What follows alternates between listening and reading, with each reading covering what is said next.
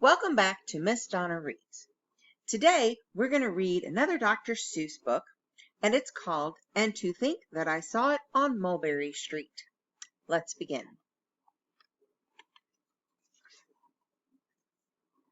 And to Think That I Saw It on Mulberry Street by Dr. Seuss.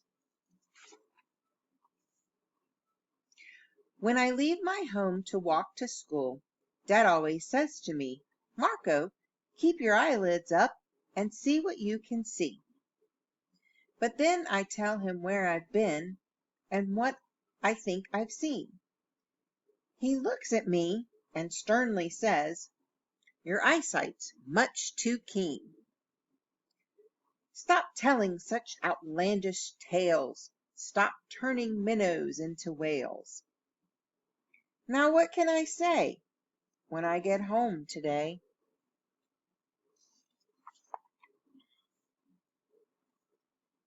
All the long way to school and all the way back, I've looked and I've looked, and I've kept careful track. But all that I've noticed, except my own feet, was a horse and a wagon on Mulberry Street.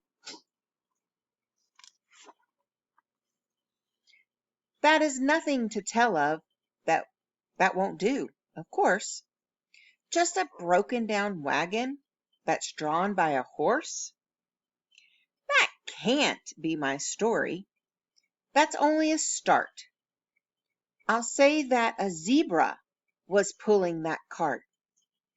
And that is the story that no one can beat when I say that I saw it on Mulberry Street.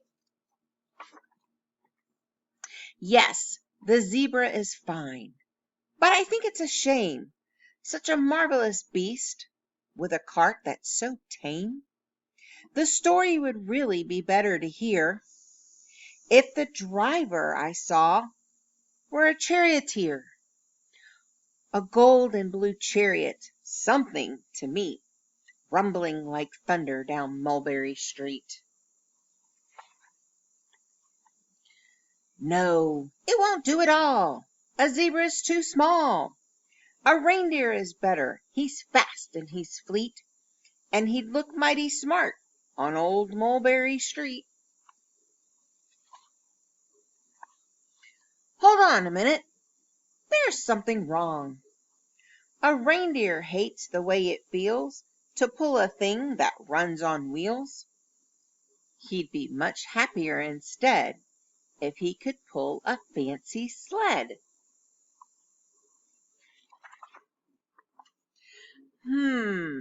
A reindeer and sleigh.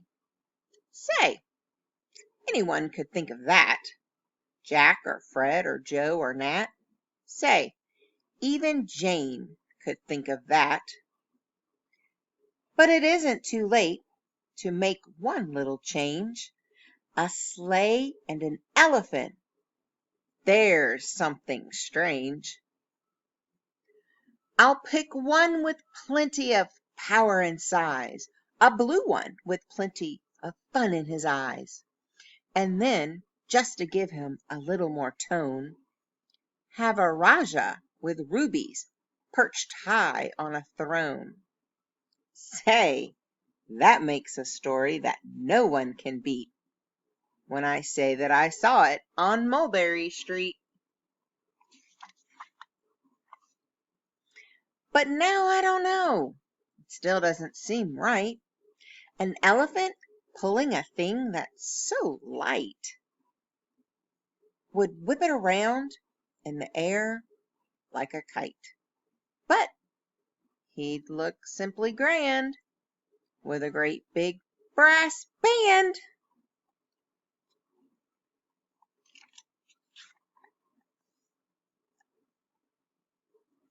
A band that's so good should have someone to hear it, but it's going so fast that it's hard to keep near it. I'll put on a trailer. I know they won't mind if a man sits and listens while hitched on behind. But now, is it fair?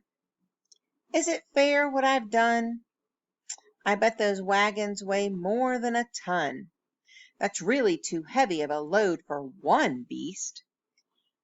I'll give him some helpers. He needs two at least.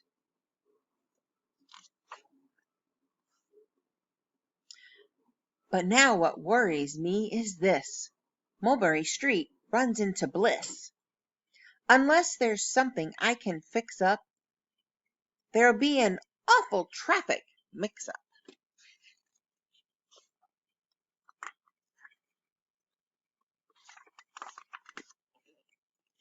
It takes police to do the trick, to guide them through where traffic's thick. It takes police to do the trick. They'll never crash now. They'll never race at top speed with Sergeant Mulvaney himself in the lead.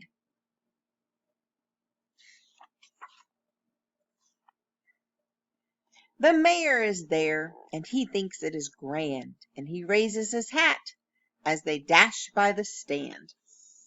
The mayor is there, and the aldermen too, all waving big banners of red, white, and blue.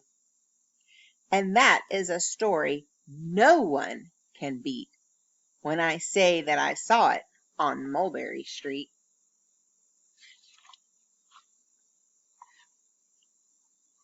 With a roar of its motor, an airplane appears and dumps out confetti while everyone cheers. And that makes a story that's really not bad, but it still could be better. Suppose that I add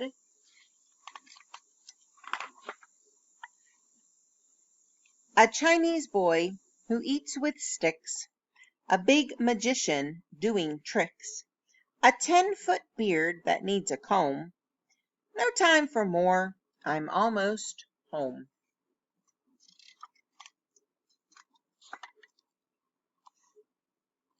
I swung around the corner and dashed through the gate. I ran up the steps and I felt simply great.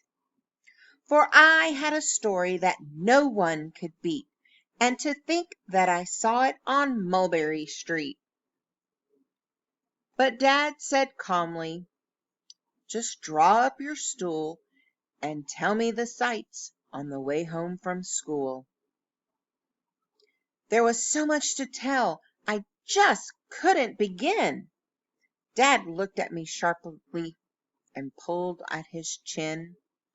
He frowned at me sternly from there in his seat. Was there nothing to look at? No people to greet?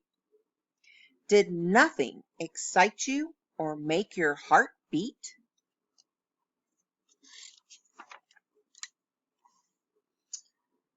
Nothing, I said, growing red as a beet, but a plain horse and wagon on Mulberry Street.